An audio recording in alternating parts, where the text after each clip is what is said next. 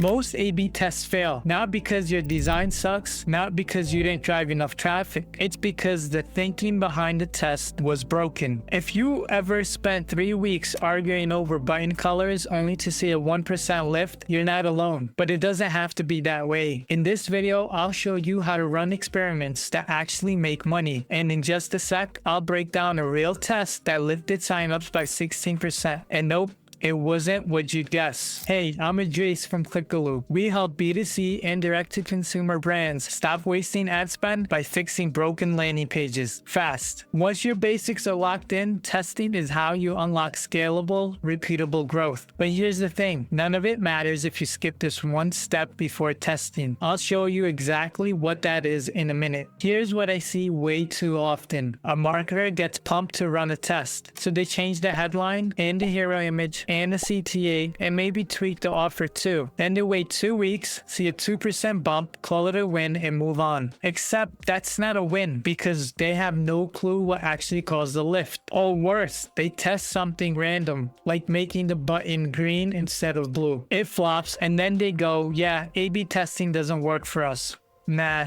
Testing works. What doesn't work is the way most teams approach it. Let me show you the exact framework we use at Clickaloo to run high-impact, low-drama tests that actually move metrics. No guesswork and no committee debates. Step 1. Start with a strong hypothesis. A solid test starts with the belief grounded in actual user data. Here's the format we use. We believe doing this change for this audience will cause this behavior because of this insight. An example is we believe showing the price above the fold for returning users will increase checkout starts because scroll maps show 70% never make it that far. That's a test worth running. But here's where most people stop. Step 2 is what separates amateurs from pros. Prioritize for impact. Let's be real, you'll never run out of ideas. Your backlog is going to grow faster than your traffic. So how do you know what's worth testing now and what should wait? That's where prioritization frameworks come in. Here are 3 we use depending on the stage you're at. ICE scoring. Impact times confidence times ease. Perfect if you're newer to CRO or testing with limited resources. Each factor gets a 1 to 10 score. Impact. If this wins, how big is the upside? Confidence, how sure are you that it will win? Ease, how fast and simple is it to build and launch? An example is updating a headline. Impact is a 6 out of 10. Confidence is 8 and ease is 9. The total score 23. Rebuilding the entire form flow, on the other hand, impact is 9, confidence 5, and ease is 2. That score is 16. Boom, headline test goes first. High scoring is potential times importance times ease. Similar vibe, just slightly different emphasis. Potential is how much improvement is possible. Importance, how critical is this to the user journey? And ease, how doable is this technically? Use this if you're thinking more in terms of user flow optimization. And then we have the PXL framework. But when you're ready for a more objective, detailed approach, PXL is it. Instead of gut scoring, you use yes or no questions to generate a prioritization score. Each yes adds a point, like is this element above the fold? Does it appear on high traffic pages? Have users complained about it? Is it directly tied to conversion? Does analytics show it's underperforming? The more yeses,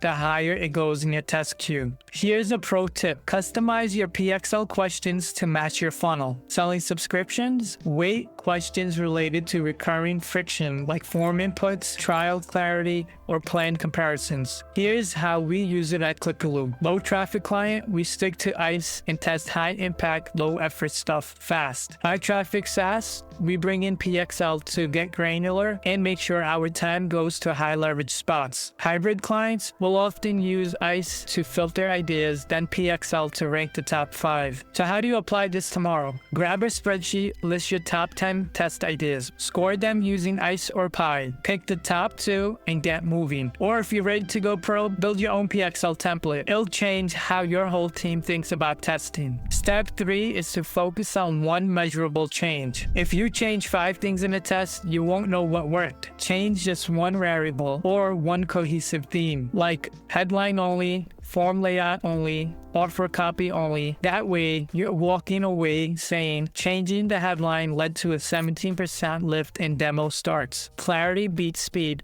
every time. Step 4, know when you've hit significance. Just because you're bored of the test doesn't mean it's done. If your page gets 300 visits a week, you're not seeing clean results in 5 days. That's just noise dressed up as data. Use tools like A/B Test Guide or Evan Miller's calculator. You don't need to be a math nerd, just respect the math. Low traffic, no problem. Run bolder changes. Use sequential testing. Test themes, not micro elements. Step 5, document every test. This is where the real pros print money over time. Track every test, win or lose. The hypothesis, what changed, who it targeted, how long it ran, the traffic levels, final result, and what you learned. That builds compound knowledge. Your next 10 tests, way smarter. Your team, way faster. Your insights, way deeper. Here's a quick story. We worked with the D2C brand seeing massive drop-off during sign-up. Their team thought the pricing page was the problem, but heat maps showed most users never got to the pricing page. Our hypothesis, if we added benefit-driven copy and a directional visual cue above the fold, more users would start to sign up. Traffic was about 30,000 a month. One variable changed. Result, 16% lift in signups, and the client knew why it worked, not just that it worked. Here's where most people mess it up. Testing too many things at once. You can change layout, image, and copy, then say we got a lift. But which part worked? Not enough traffic. A test with 400 users isn't a test, it's a coin toss. Chasing wins instead of insights. The best test isn't the one that wins, it's the one that teaches you something. Here's something you can do today, even if you're not testing yet. Start a testing backlog. Just list ideas. Score them with ICE, I, or PXL. This one habit makes your next test easier, your team faster, and your strategy tighter. If you're running tests but seeing no clear wins, odds are the issue isn't your traffic, it's your hypothesis or prioritization. In the next video, I'll show you how to take this framework and personalize your landing pages by visitor type. Think traffic source, intent, even return behavior. That's where testing turns into scaling. And if you're spending on paid traffic but your landing pages aren't converting, that's what we do all day at Clickaloo. Book a free strategy call below. We'll audit your landing page, show you exactly what to test next, and help you stop wasting ad dollars.